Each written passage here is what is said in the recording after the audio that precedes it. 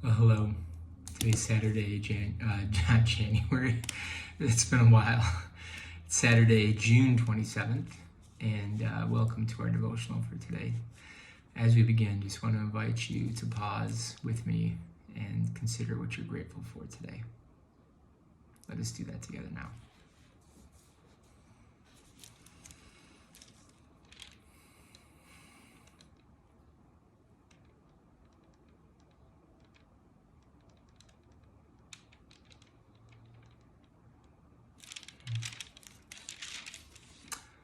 Well, our passage for today is going to be Psalm 16. Reach the end of our time together in Psalm 16. I'll read it twice, and I invite you to follow along by listening or in a Bible or on your smart device, and also to pay attention to what stands out to you from the passage as I read it. That might be an indication of how God would want to speak to you today. Keep me safe, O God, for in you I take refuge. I said to the Lord, you are my Lord. Apart from you, I have no good thing. As for the saints who are in the land, they are the glorious one in whom is all my delight. The sorrows of those will increase who chase after other gods. I will not take up their libation of blood, nor take up their names in my lips. Lord, you have assigned me my portion and my cup. You make my lot secure. The boundary lines have fallen for me in pleasant places. Surely I have a delightful inheritance. I will praise the Lord who counsels me.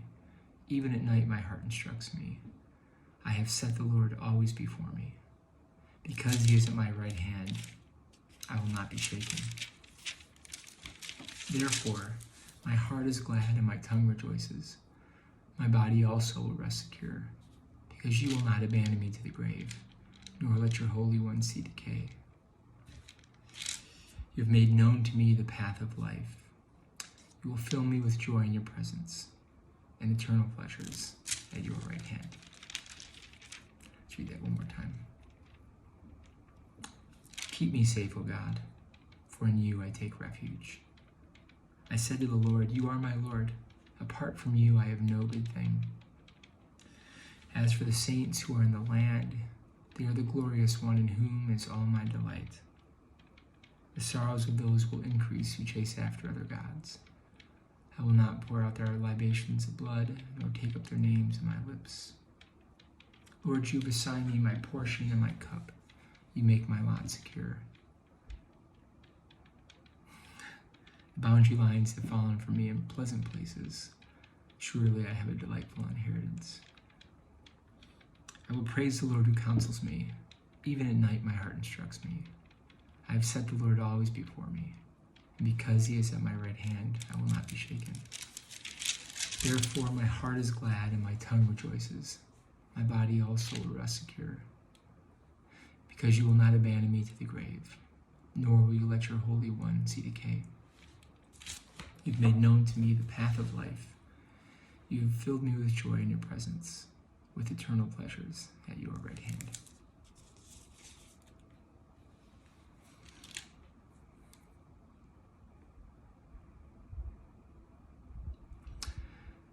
When you think of a religious person, what imagery comes to mind?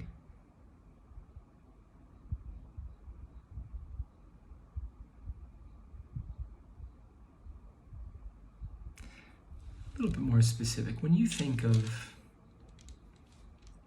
a Christian, what image comes to mind? And maybe even a little bit more particularly, when you think of like a devout Christian, someone that like really believes and practices their faith, what image comes to mind? Is that someone that seems like they'd make a good neighbor? You'd want to be around them? Someone that you'd like to invite over to a party?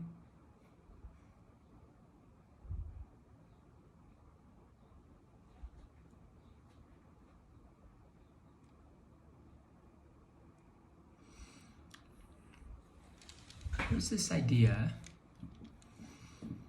that seems fairly prevalent that we imagine religious people probably especially Christian people, and probably especially sort of like devout Christian people, the people that really believe and try to practice the way of Jesus. We have this picture, I think, of them. I mean, it's just sort of like boring, or I don't know, sort of maybe like slightly grumpy or curmudgeonly. I think we imagine them as being probably a little bit long-faced, a little dour, pretty serious, right?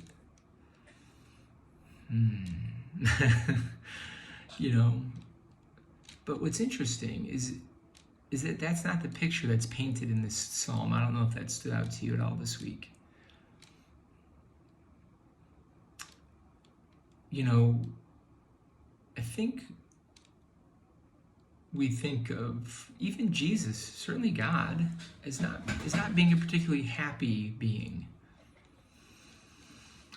And that because of that, then most Christians are understood to be or imagined to be sort of like pretty serious, and they don't laugh a lot. And they're sort of like detached from their desires. I would imagine that most people who might sort of not identify as a Christian and looking at Christians or people of the way of Jesus, that they would see them as people who probably are repressed in their desires. And you know, unfortunately, it might sometimes be true. That might be a fair characterization sometime. But it was never intended to be that way, right? Have you noticed this psalm? It's just full of like positive emotional desire words, delight words. And we see that here at the end as it closes. That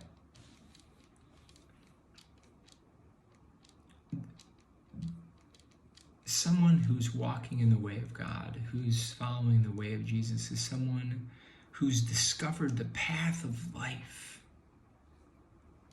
And again, that's not always going to be like happy-go-lucky, because that's not real. But it doesn't mean serious. And they've found they're filled with joy in God's presence. And I don't whatever exactly it means, eternal pleasures at the right hand of God. This is unabashedly connected to like our visceral appetites in of joy and desire and delight, isn't it? You ever met a Christian, a person of the way of Jesus, who's filled with like life, sort of bubbling with peace and calmness and joy and hope?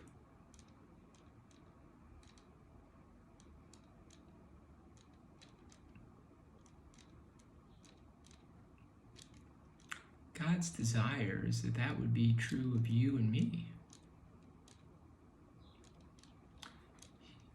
And, notice the path of life is a past, God has made known, it's already revealed to us, the path of life. It's contained in the scriptures.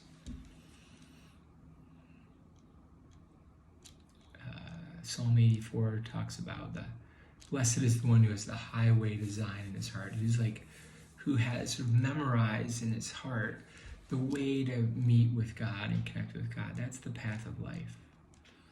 Jesus himself says, I am the way.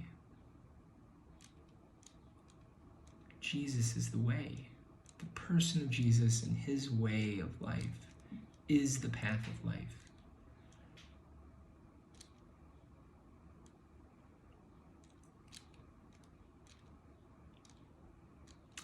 And as we walk that path of life, we come to encounter the presence of God. We are filled with joy. Filled with joy. Filled with joy. and we discover eternal pleasures.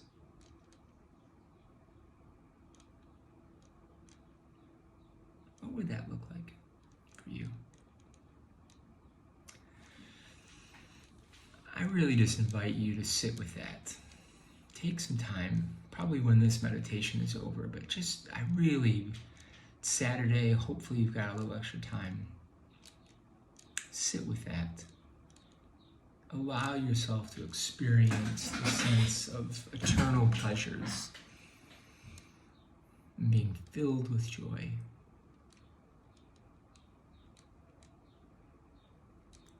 You've made known to me the path of life. You will fill me with joy in your presence, with eternal pleasures at your right hand. Let's examine our day. God, we pray that you be with us today. Reveal yourself to us, we ask. Help us to discern your presence already with us on the path of life you've revealed in Jesus. Amen. Well, as you think on the last 24 hours, what moments bubble to the surface where you have encountered and experienced joy, pleasure, in the presence of God? Pay attention to those now. Talk to God about them. Name them.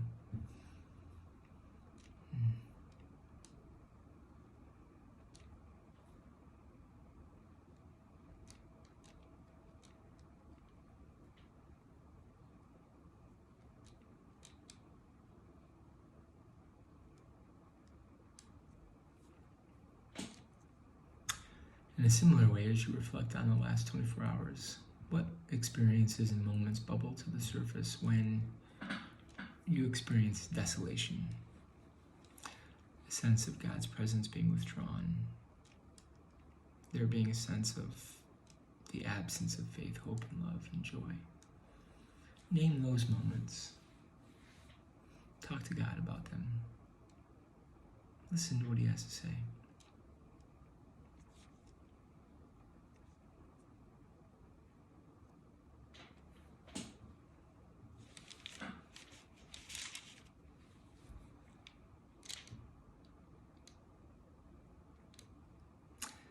As you pay attention to those things, and based on what you discover from examining your desolations and consolations, what is Jesus speaking to you? How can you respond to God today?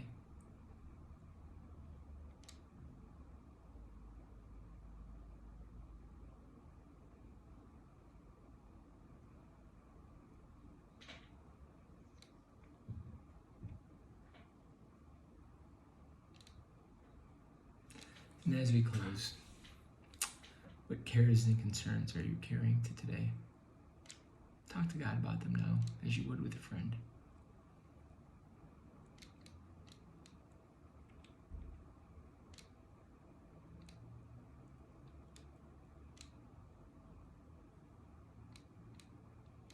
Go in peace, friend. You are loved.